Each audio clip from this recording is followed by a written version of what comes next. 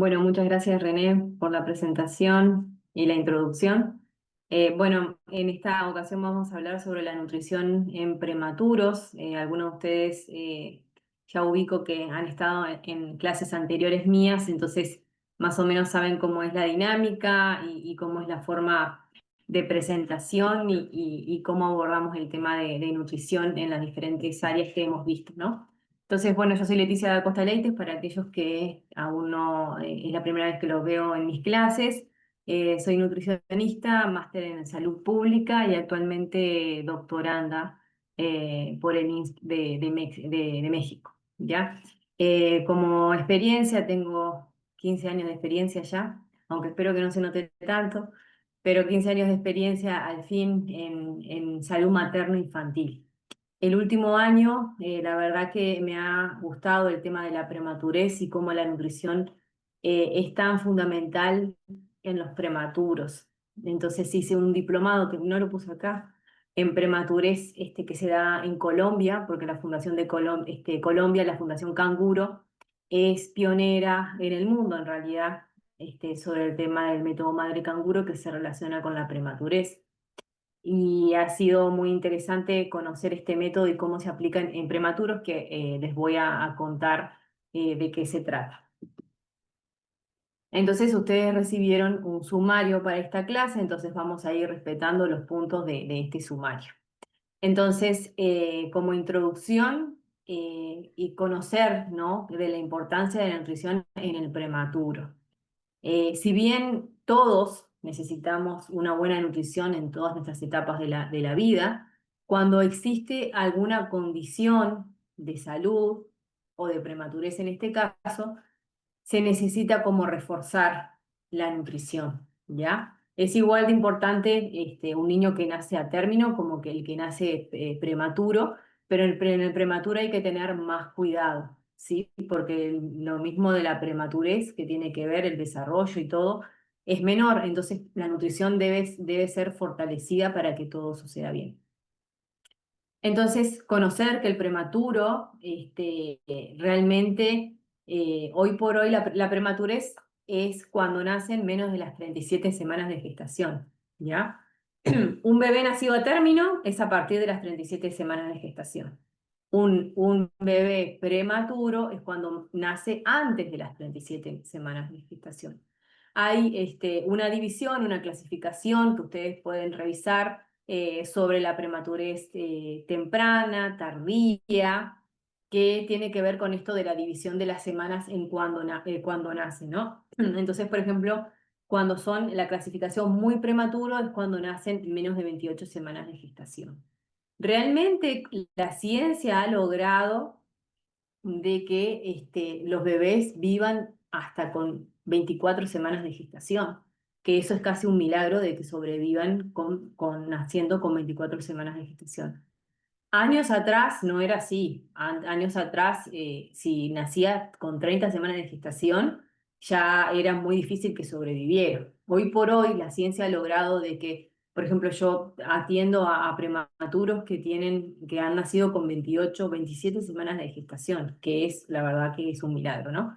Entonces, inclusive la ciencia ha logrado que haya casos de bebés que nacen con 24 semanas de gestación, que eso antes no se lograba hacer, ¿no? Entonces, lo que sucede con el prematuro es que nace con reservas mínimas y un sistema digestivo, renal e inmunológico inmaduro, totalmente inmaduro, porque el crecimiento que tuvo que haber tenido en el vientre materno no lo tuvo. Entonces, por eso es que tiene esa deficiencia. Entonces, la nutrición temprana adecuada es determinante para el crecimiento, neurodesarrollo, función inmunológica y prevención de complicaciones como enterocolitis necrosante, ¿no? Porque el sistema digestivo, el intestino, es uno de los últimos órganos en desarrollarse cuando en el vientre materno, entonces como no da el tiempo a que se desarrolle porque nace antes, hay complicaciones que hay que prevenir. Entonces, los objetivos de la nutrición neonatal es cubrir las necesidades de energía y de nutrientes, ¿no? Tanto como proteína, calcio, fósforo y ácidos grasos esenciales. favorecer lo que es la maduración gastrointestinal, la motilidad, la tolerancia digestiva, porque recuerden que como no nació a tiempo, todo eso está inmaduro. Entonces, por ejemplo, a veces tienen mucho reflujo los bebés prematuros porque, claro, obviamente no se desarrolló para estar bien en el tiempo que ya fuera del útero, ¿no? Porque nació antes. Entonces, hay que estimular y reforzar la maduración inmunológica y prevenir complicaciones como enfermedades crónicas no transmisibles, como malnutrición y retraso del crecimiento postnatal. Entonces lo que sucede es que cuando nace el bebé, ahora vamos a ver lo de la lactancia y cómo es necesario el calostro, ¿no? Que es como la primer vacuna que se le da al bebé de forma inmunológica, porque eso es como se le llama y como es, y también sucede en los que nacieron a término, ¿no? Pero tiene especial interés en esta etapa, ¿no? Y después, bueno, si pasa algunos días en NEO o en USIN, como le llamen en sus países, que es cuando está en incubadora, ¿no? Un tiempo, eh, también pasa un tiempo ahí, después pasas a, como quien dice, a cuidados intermedios y después le dan el alta. Entonces, cuando le dan el alta, muchas veces bajan de peso porque sale de ese entorno controlado que es el hospital. Entonces, cuando la mamá se va sola con el bebé a la casa, es necesario un seguimiento rápido y continuo para que el bebé no se desnutra rápidamente y porque tienen esa tendencia sobre todo. Entonces, a esta parte iba, ¿no? De la importancia de la lactancia materna en el prematuro. Ustedes, por sus experiencias, tal vez como padres o como ver la situación de sus hermanas o de sus familiares o de sus amigos, van a ver que tal vez cuando nació a término el bebé, en vez de la leche materna, le dieron de una fórmula en los hospitales. Eso lamentablemente sigue siendo bastante común que suceda. Realmente no debería ser así, lo mejor siempre va a ser la leche materna para todos. Pero, ¿qué pasa? Cuando es prematuro, como que ahí se busca de como sea que reciba ese calostro, ¿no? Porque saben la importancia de la buena nutrición, sobre todo en los prematuros. Debería hacerse en todos como les digo, ¿no? Pero como que cuando es nacido a término, bueno, está bien, como nació a término, igual fórmula, ¿no? Y no es así, ¿no? Pero en el prematuro, como saben de todo lo que hay detrás y toda la fragilidad que hay, entonces de una le dan el calostro de la madre, inclusive mandan a las mamás que se extraigan, si no les pueden dar directamente, lo que hacen es y como es, les extraen o sea, ellas extraen, se tienen que ir a extraer ese calostro y después se los dan por medio de jeringa, porque, por ejemplo, el reflejo de succión del bebé no se desarrolla hasta que ya le doy la palabra, o sea, el reflejo de succión se empieza a desarrollar a las 32 semanas de gestación. Entonces, si el niño nació antes de las 32 semanas, eso no lo va a tener desarrollado. Y después, por ejemplo, se termina de desarrollar como a las 38 semanas. Entonces, hay un lapso.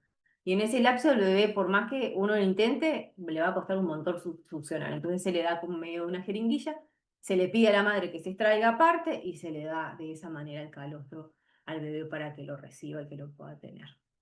¿Había alguien que había levantado la mano? Sí, Leticia, si había alguien que levantó la mano, creo que fue Berouz Babey.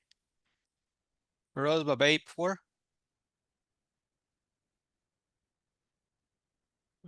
Hola, Berouz, veo que levantó la mano. ¿Tenía alguna pregunta o algún comentario? Si no es así, pues continuamos con la clase, Leticia. Bien, entonces la leche materna es oro líquido para el prematuro.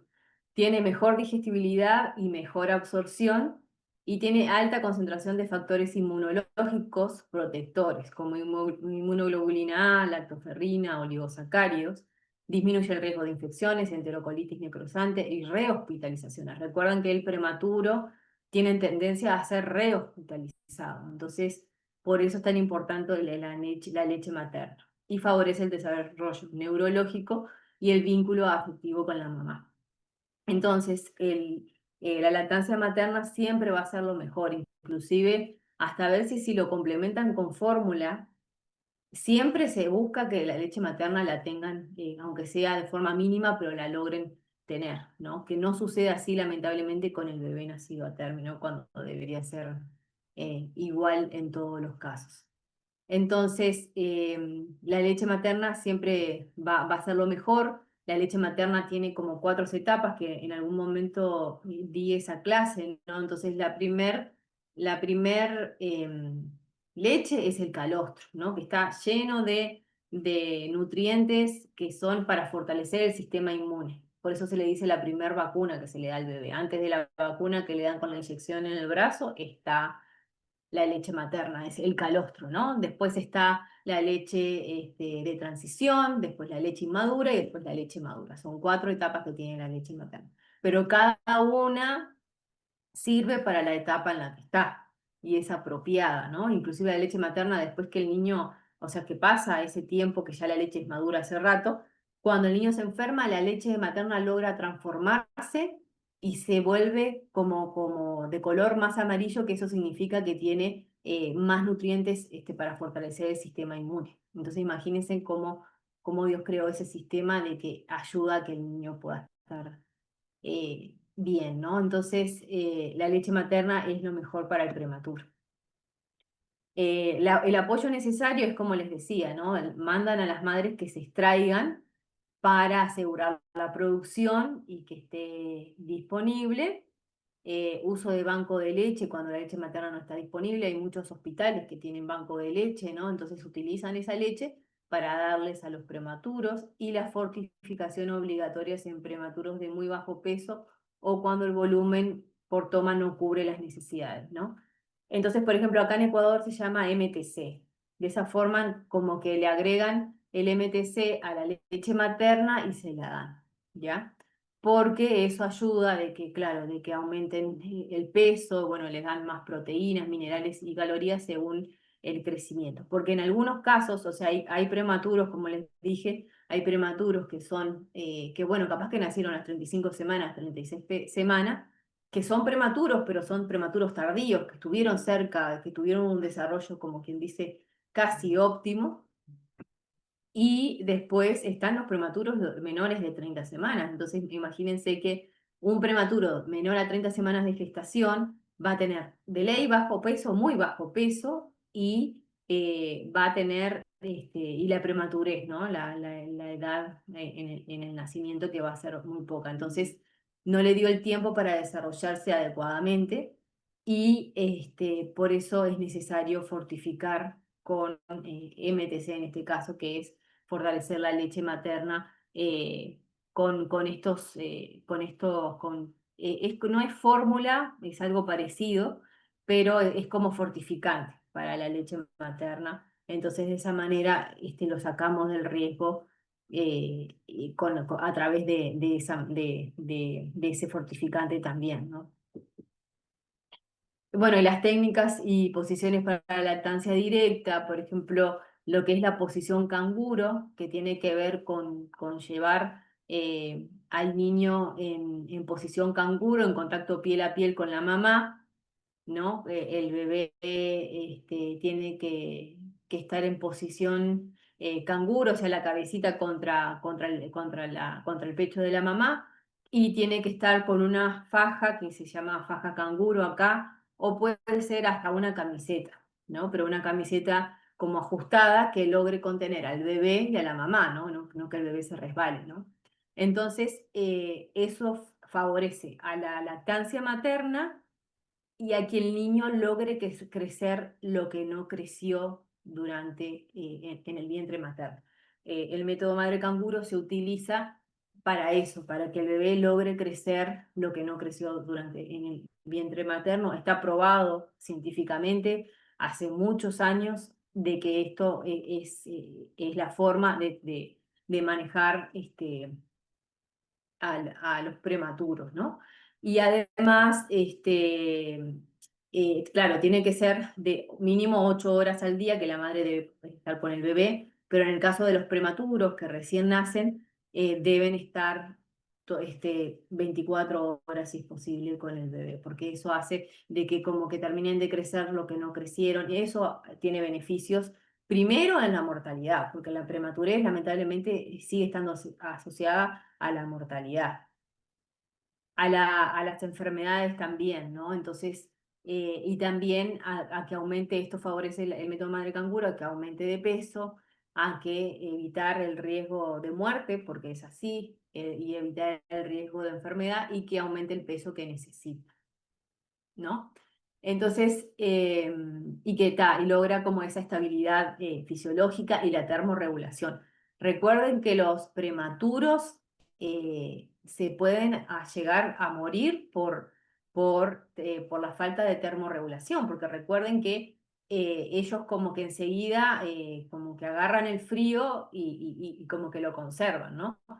Y entonces no tienen la termorregulación asimilada, entonces si uno no está pendiente de ellos, se logran enfriar muy rápidamente. Y esto sucede porque la grasa, el tejido adiposo, que recubre, ¿no? Toda la piel y eso, se forma a lo último del embarazo, a lo último de las 36 semanas de gestación. Entonces, claro, no tienen el tejido adiposo, que es el que le da calor. Entonces, esto de tenerlo en esto, no sé si ustedes visualizan cómo es, pero se utiliza un montón.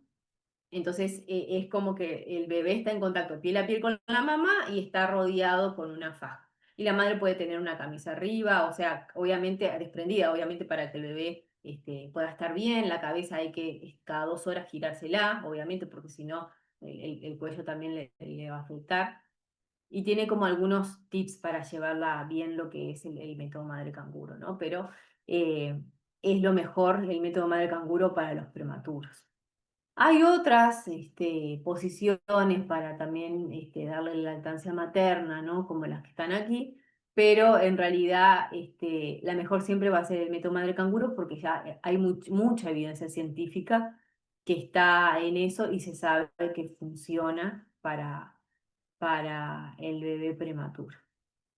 Entonces, a través de esta posición y este método que se utiliza, hace de que el niño logre la termorregulación y la frecuencia cardiorrespiratoria sea estable. ¿Por qué? Porque al estar en contacto con el corazón de la mamá, se sincroniza entre el corazón de la mamá y el corazón del bebé. Y la termorregulación, porque obviamente si lo tiene este contacto piel a piel, ella misma entre ellos se dan calor mutuamente, ¿no? Entonces hace de que tenga estos buenos resultados, ¿no? Y bueno, después cuando están con sonda, por ejemplo, tiene que haber una transición progresiva de sonda, extracción y pecho directo, ¿no? Cada caso de un prematuro es distinto. Fue la fórmula para prematuros cuando, por ejemplo, estas son lo que se utiliza por qué se utiliza, ¿no? En el caso cuando no hay suficiente leche materna o no hay banco de leche o no hay nadie que la pueda donar, se utiliza fórmula, ¿no? Por lo general siempre se busca de que si la madre por algún motivo no puede darle leche materna o no tiene producción o algo, se busca que sea de un banco de leche. En los hospitales, por lo general, eh, se busca esto, ¿no? Se logra esto. También como complemento temporal mientras aumenta la producción hasta lograr la lactancia exclusiva, ¿no? Hay muchas cosas de que están de por medio acá, porque por ejemplo si el bebé, si en el hospital donde están no se practica el método madre canguro, que es el contacto piel a piel, como les decía, 24/7 con el bebé, y le da lactancia materna, si no existe eso, porque hay hospitales que no lo tienen, que no lo practican, va a estar en una incubadora el bebé. Y la mamá lo va a ver pocas horas al día, cada 4 horas o cada cierta hora para venir a darle de comer. Entonces la producción va a ser menor, porque no está en contacto con su bebé. Entonces se puede dar hasta que logre una lactancia materna exclusiva. Las fórmulas especiales para prematuros, bueno, estas son características, pero siempre están cuando en la fórmula que dice para prematuros con esa especificación que es distinta a la de un bebé nacido a término.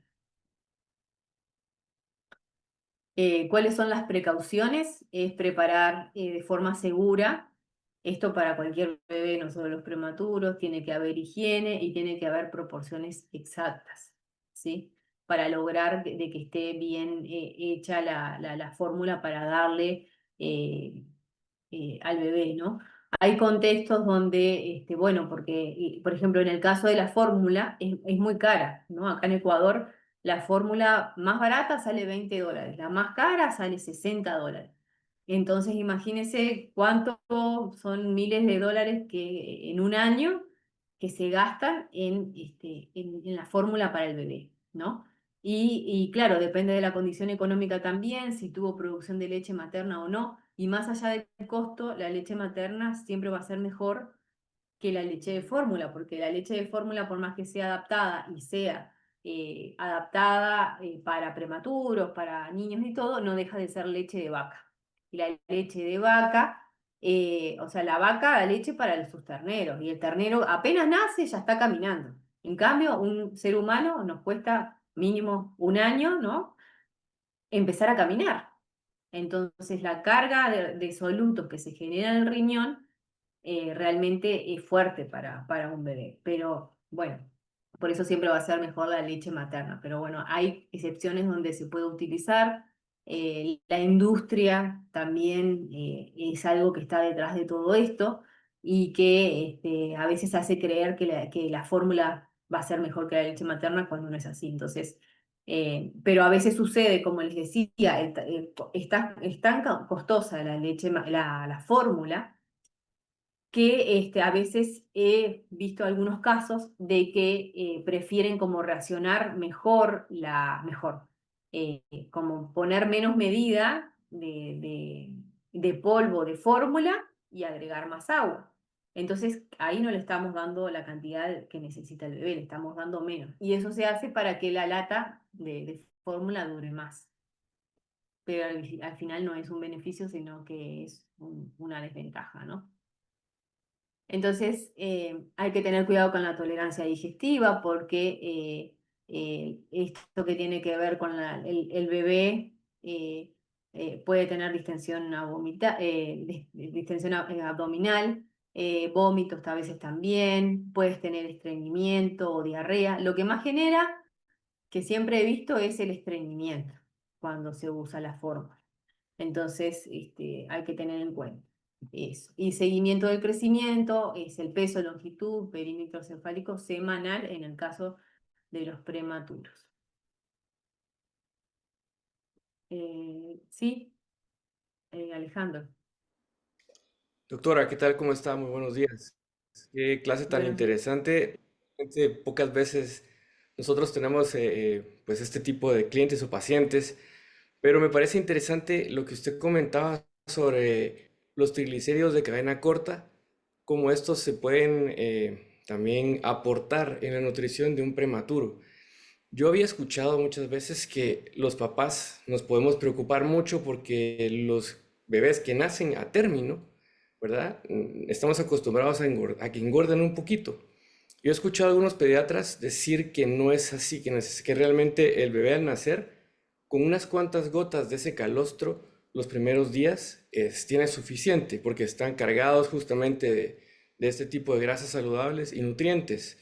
En el caso de un paciente que nace con así de prematuro como usted nos contaba, asumo que debería ser igual, con unas pocas gotas del nutriente que se le esté aplicando, debe ser suficiente.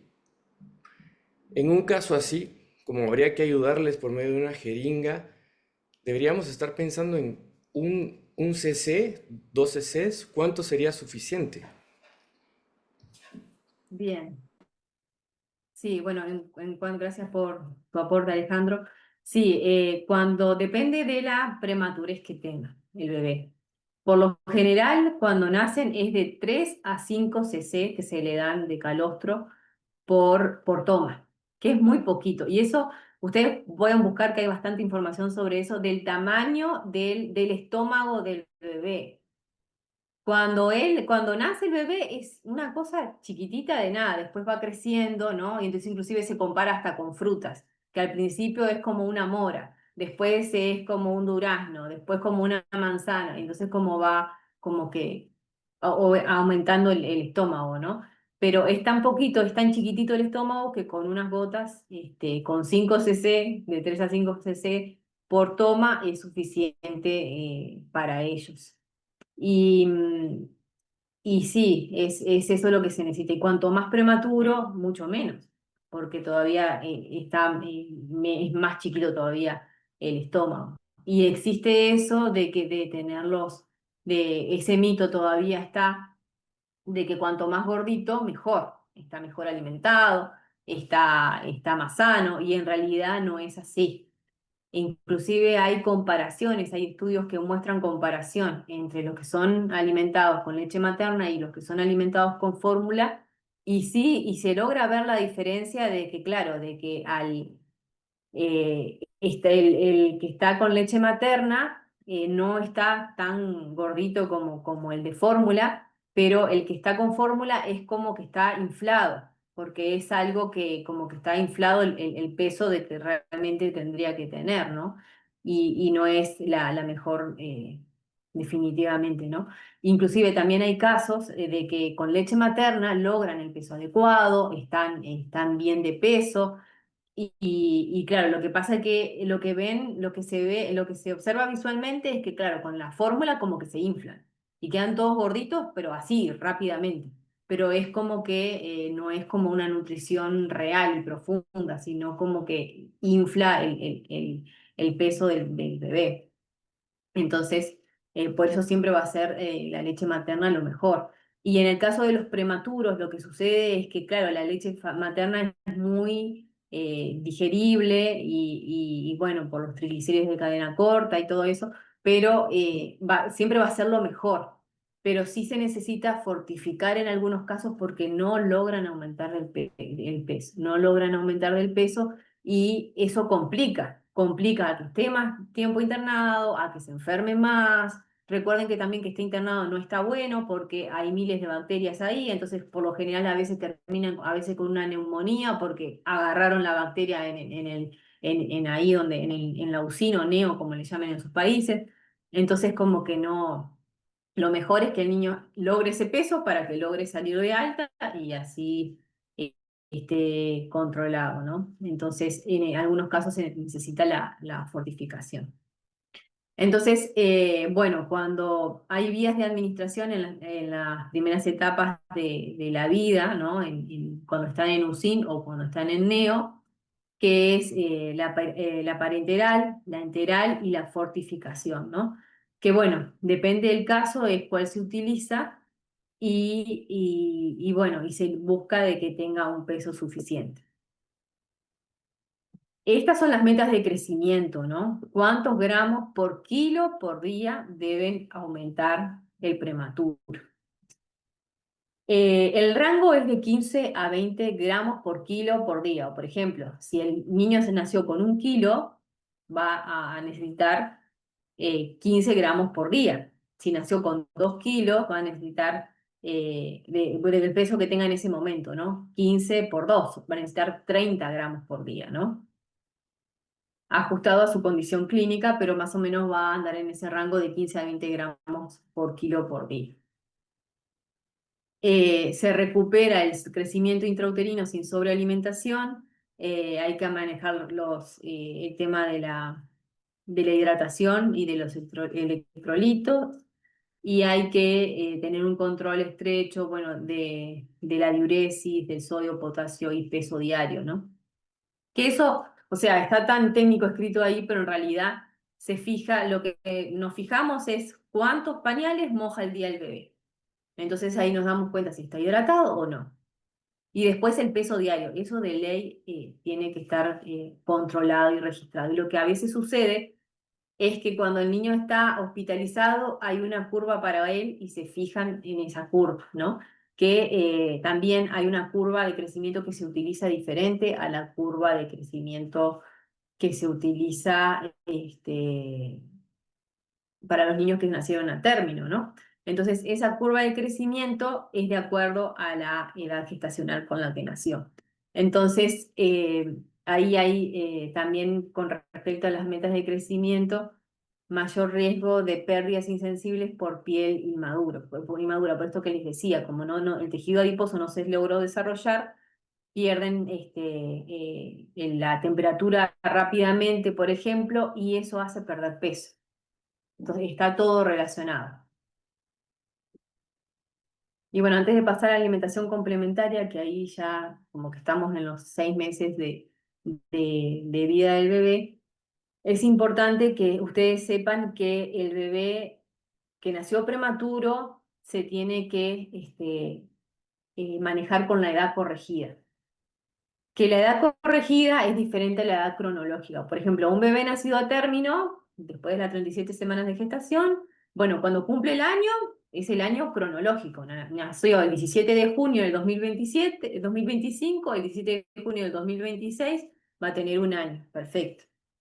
Pero en el prematuro, en realidad se utiliza la edad corregida, que la edad corregida es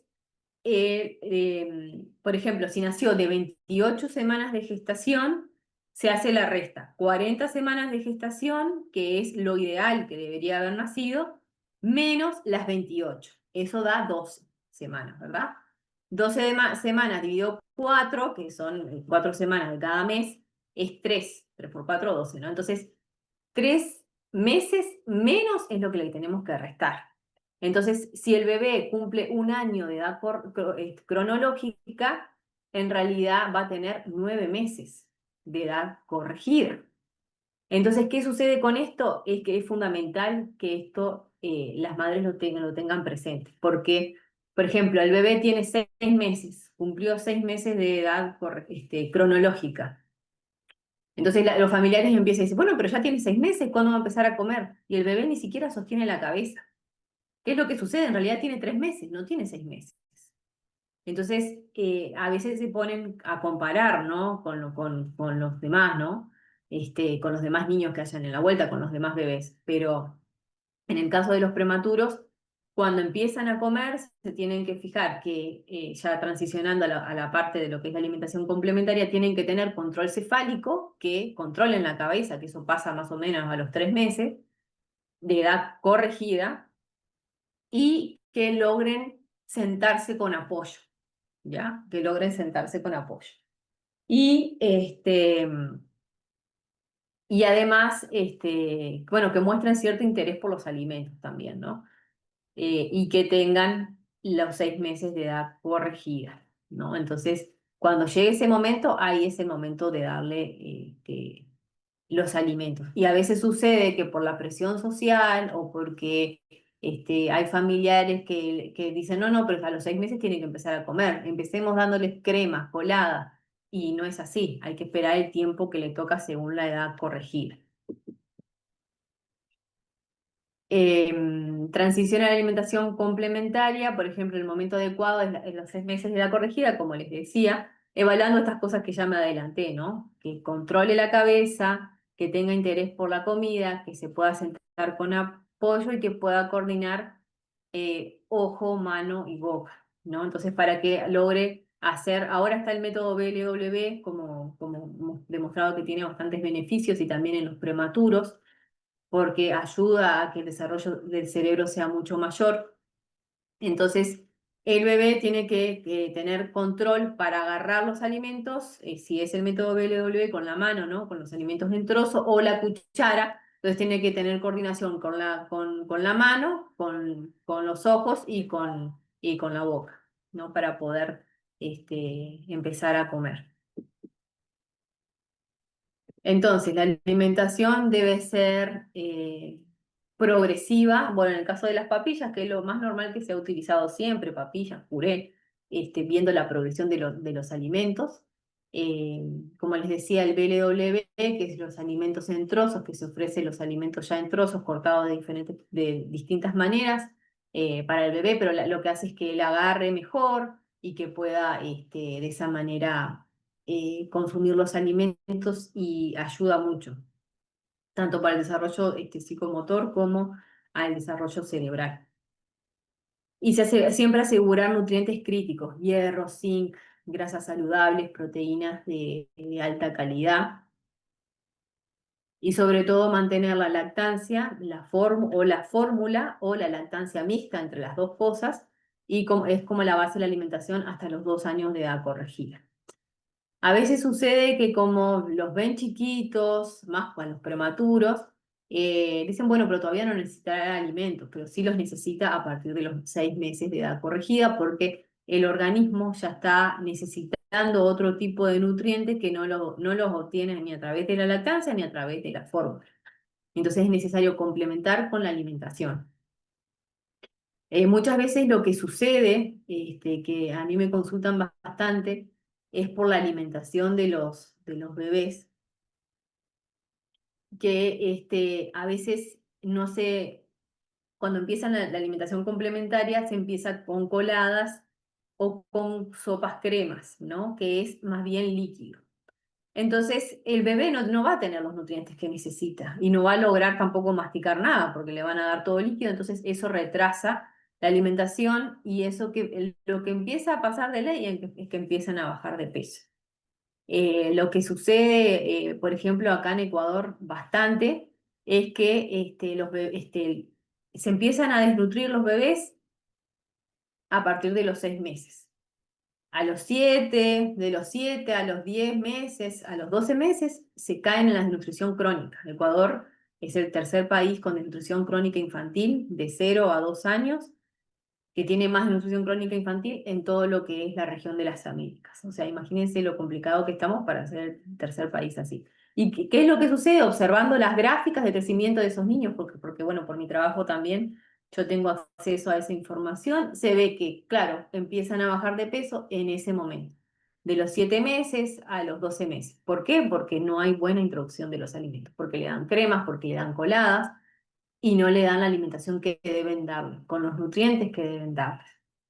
Lamentablemente también me llegan algunas consultas. Yo más bien me enfoco, porque la verdad que siempre fue mi interés, y gracias a Dios siempre pude trabajar en esto, de salud materno-infantil. Entonces, yo más bien trabajo con alimentación de prematuros de 0 a 1 año de edad corregida. Entonces, de esa manera yo trabajo con ellos. Entonces, ya te doy la palabra, Alejandro. Entonces, en ese tiempo, yo, o sea, pero también trabajo con ellos, ¿no? Pero me llegan algunas consultas de madres que tienen niños de 3 y 4 años, de que siguen comiendo todo licuado. Y cuando empiezo a indagar un poco más, les digo, bueno, ¿y cómo está de peso? Ah, no, está bajísimo de peso, con una desnutrición crónica. Entonces, claro, de ley, o sea, una cosa está atada a la otra. Entonces, si nosotros tenemos, yo trato de hacerles entender, que la verdad que cuesta bastante, de que si con la nutrición logramos de que el niño esté bien de peso, esté fuerte con su sistema inmunológico, no va a ser necesario después más adelante gastar en profesionales que le atiendan otras cuestiones, porque se atendió bien desde un principio. Entonces, lo que sucede es que en los 2 primeros años de vida es una ventana de oportunidades porque ahí el desarrollo cerebral es del 80%. O sea, después que pasó esos 2 primeros años de vida, se desarrolla recién el 20% en todas las etapas posteriores. Entonces, imagínense que si no hacemos las cosas bien en esa etapa, después ya está.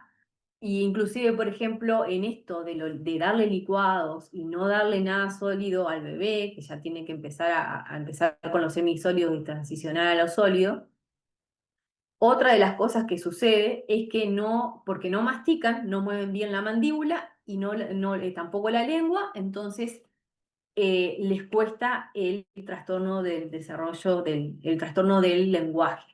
Entonces después, cuando tiene 4 años, se dan cuenta, uy, tampoco no habla bien, no dice las palabras de forma correcta. Y después es gastar en terapistas del lenguaje en que me solucionen ese problema que se podría haber solucionado con la alimentación correcta en el momento adecuado, no después. Entonces, o sea, ¿qué importancia se le da a la alimentación al final? en todo esto que tiene repercusión, que yo trato de hacerles ver, pero sí, a veces es muy complicado que puedan ver la dimensión de todo esto. Alejandro, te doy la palabra. Gracias. Como les decía y reitero, es difícil que en mi caso, por mi práctica, yo vaya a tener acceso a un bebé, pero pensando que la nutrición actualmente está, hay un sector de la nutrición que está empujando mucho la idea de irnos más a la alimentación de vegetales y alejarnos un poquito de las proteínas por distintas razones. Sin embargo, viendo esta tabla que usted nos presentaba, hay que asegurar los nutrientes esenciales, hierro, zinc, grasa saludable, proteína de alta calidad. Eso es precisamente las proteínas animales.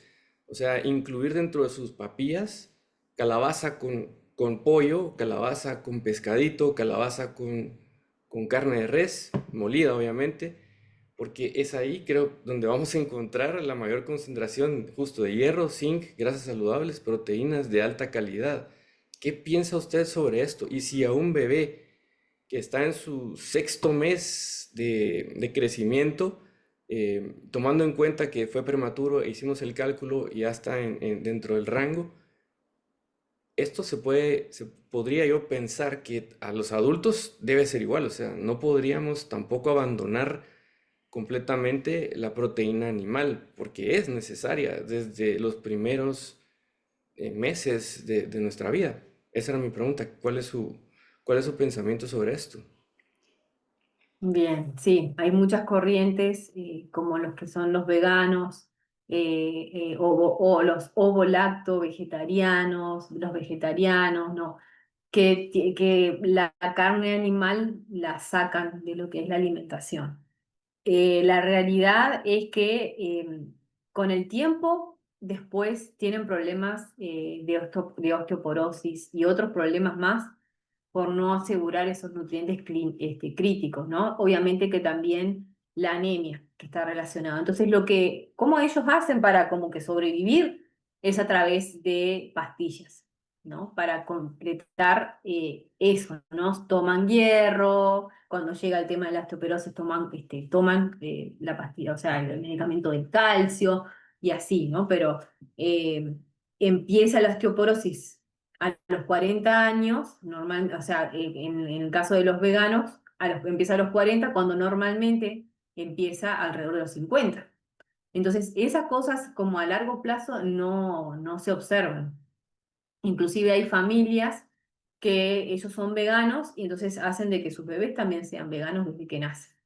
Entonces, de esa manera también se ven que tienen retrasos y tienen deficiencias de anemia y bueno, y del crecimiento por no abordar los nutrientes críticos. La verdad, con todo esto hay que tener mucho cuidado, inclusive la recomendación que tiene la Organización Mundial de la Salud es que, bueno, si vos sos, o sea, si usted como padre es vegano, bueno, haga lo que quiera y usted porque tiene razonamiento y piensa que eso está bien. Pero al bebé no lo condicione a eso. Entonces, que los 2 primeros años de vida, la recomendación es que se le pueda dar alimentación normal, incluida las carnes. Pero bueno, al final cada padre hace lo que quiere con sus hijos, ¿no? Pero esa es la recomendación. Y claro, y mi recomendación es en eso también, de que es necesario todos, o sea, la rueda de los alimentos, la GABA, la Guía Alimentaria Basada en Alimentos, que se utiliza en todos los países, tiene todos los alimentos.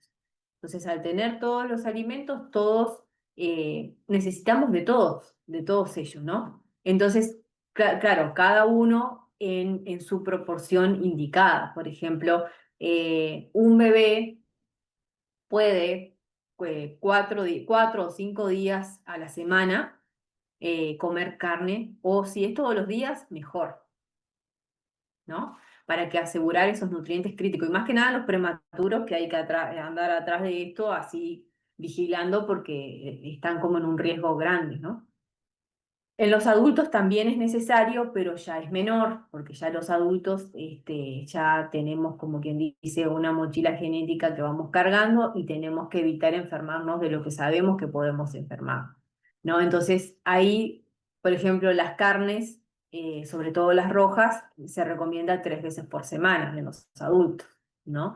Con la mochila genética, creo que en algún momento lo comenté por acá, es que nosotros tenemos, nuestros padres o tienen diabetes, o tienen hipertensión, o tienen colesterol alto, algo tienen. Eso nos transmiten a nosotros a través de la genética. Entonces, sabiendo esa información, nosotros tenemos que evitarla desde la alimentación, ¿desde cuándo? Cuanto antes para tener calidad de vida, ¿no? Entonces, como que mi recomendación va por ahí. Si es necesario todos los alimentos, pero una cosa es cuando son pequeños, que en realidad hay que asegurar los nutrientes críticos con mucha intensidad, entonces no hay restricción, como quien dice, de la cantidad de carne, por ejemplo, que es la alarma en este caso.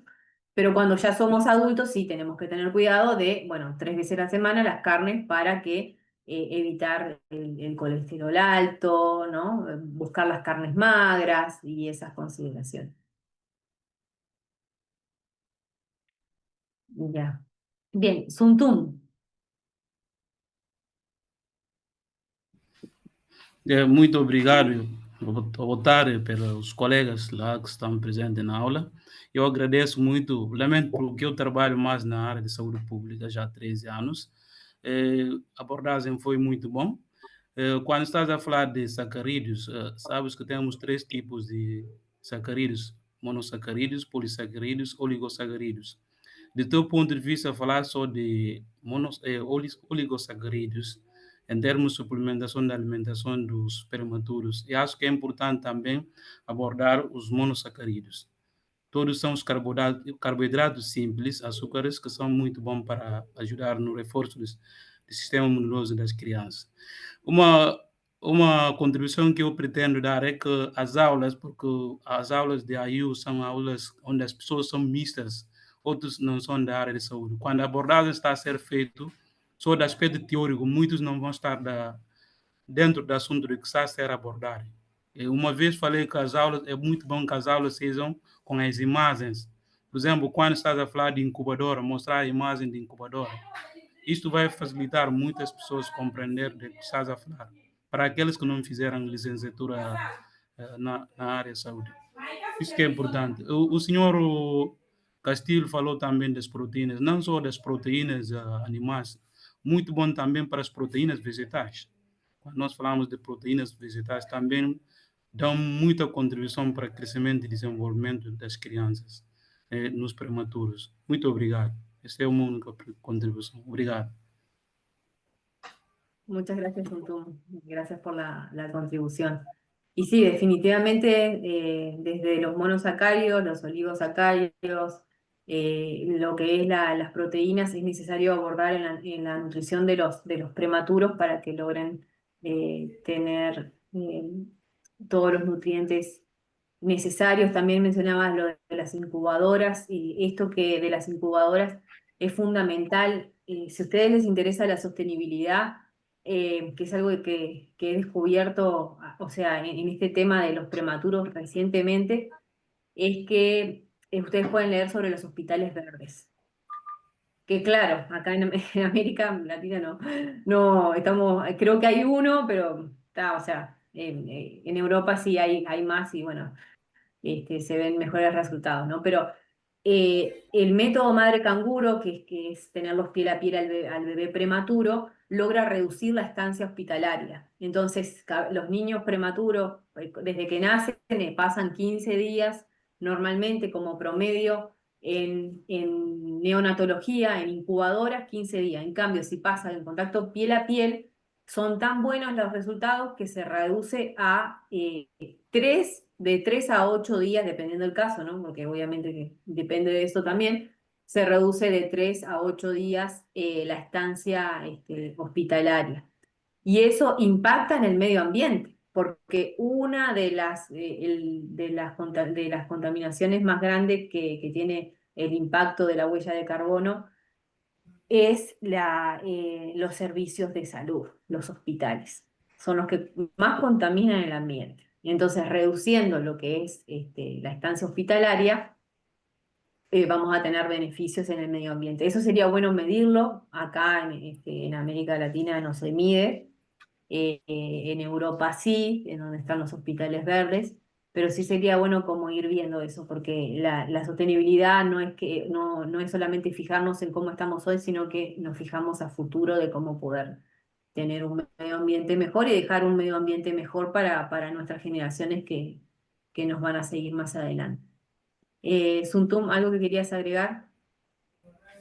Não, não. ¿No? Ya. Tomé. Sim, muito obrigado. Eu queria reforçar essa ideia, porque as proteínas não podemos só olhar nos animais, também podemos olhar nos vegetais, como estava a dizer o colega aqui, certo? E a parte mais nutriente tem o peixe chamado tilápia, e por isso, como não estou a perceber melhor aqui em Moçambique está a chover, tenho uma pergunta: por que a nutrição está crítica para os bebês prematuros? E quais são os principais desafios a nível global?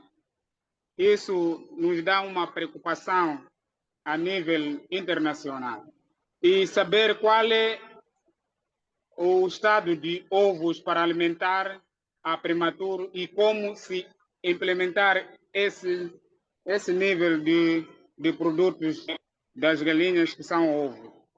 Não só, aparece que, ao terminar, qual é o papel que julga a nutrição parental ou interversas e quais são esses riscos? Porque se nós não soubermos os riscos, automaticamente vamos ficar acomodados, mas o número sempre vai subir, aquele número de nutrição crônica. Muito obrigado, de Moçambique, Tomé Martins Metal. Bien, bueno, gracias por tu aporte, Tomé. Con respecto a las proteínas, como dije, sí es necesario, con respecto al pescado también es necesario, y depende de donde estemos ubicados, porque aquí veo como que estamos de varios lugares, hay que ver qué es lo que hay disponible. O sea, la nutrición siempre se tiene que adaptar a lo que hay en el lugar. Y lo que hay en el lugar, les aseguro que en todos los países está la proteína necesaria, está todo lo necesario para que podamos comer naturalmente lo que está allí, ¿no? Entonces, en el caso de los pescados, yo sé que hay países que hay más pescados que lo que hay carne de res, entonces ahí hay que buscar, según cada país tiene la tabla de alimentos de su país, entonces ahí indagar cuál tiene mayor cantidad de proteína, porque el pescado no tiene tanta proteína como tiene la carne roja. Entonces ahí como indagar cada uno qué cantidad de proteína tiene y consumir ese tipo de pescado. Y nada, solamente como un aporte a esto de que los enlatados, por ejemplo, acá en Ecuador se consume muchísimo atún enlatado, entonces el enlatado nunca va a ser bueno. Sea en atún, sea o sea, sea el atún enlatado o lo que sea enlatado, nunca lo enlatado va a ser bueno, por más que diga que sea atún y que es atún, pero no es bueno que sea enlatado.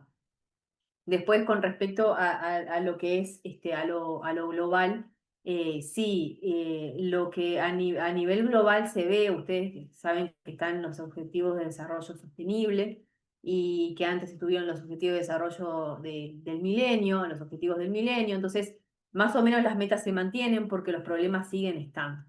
Entonces, mientras que no haya una buena guía a las familias de cómo alimentar a los niños y crear conciencia de que es necesario que sean bien alimentados en esta etapa, es difícil lograr que salgan de la desnutrición crónica infantil, por ejemplo, porque no hay buena orientación y también no hay conciencia de las familias de que tiene que alimentarse bien.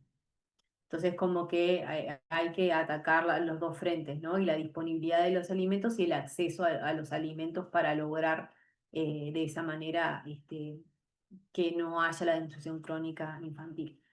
Entonces, siguiendo con la presentación,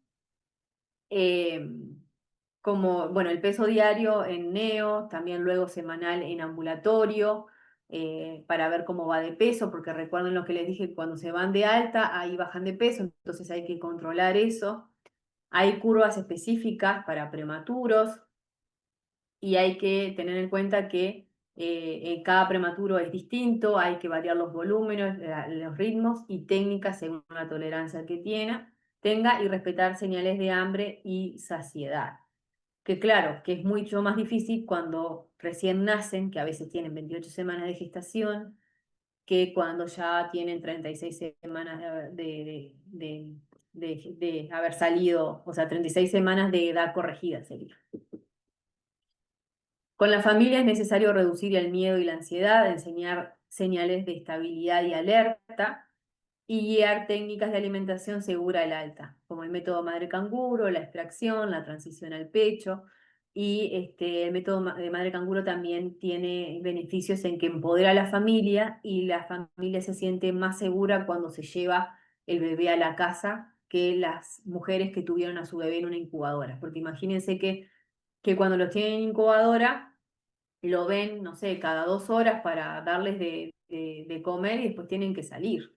Entonces, todo está tan controlado por el personal médico que cuando se lo llevan al alta no saben qué hacer con el bebé, porque siempre estuvo controlado por el equipo médico. En cambio, si estuvieron con el método madre canguro, estuvieron ahí 24/7 con sus bebés, viendo qué le hacían, entonces al momento de salir van a estar más seguras que cuando estuvieron en incubadora sus bebés. Las conclusiones que son que la nutrición del prematuro requiere un plan escalonado y personalizado, la lactancia materna siempre va a ser la primera elección, fortificación o fórmulas especiales según la necesidad, y transición gradual hacia papillas alrededor de los 6 meses de edad corregida, y bueno, progresar a los sólidos ya al año, o si no, con el BLW desde los 6 meses. Y el acompañamiento continuo es para favorecer el crecimiento adecuado, seguridad en la alimentación, neurodesarrollo óptimo. Y la meta final es que el prematuro crezca, que crece bien, se alimenta con confianza y logra su máximo potencial. Un prematuro logra ser un niño normal, como quien dice, si se tiene en cuenta todo esto, todas estas etapas previas y si tiene una buena nutrición en esos 2 primeros años de vida y todos los cuidados que debe tener. Bueno, muchas gracias. Ahí siempre les dejo la misma frase, ¿no? Que tu alimento sea tu medicina y que tu medicina sea tu alimento. A través de la alimentación podemos prevenir un montón de enfermedades y en el caso que tengamos alguna enfermedad, la nutrición funciona como medicina también para mejorar el tratamiento que estemos recibiendo. Muchas gracias.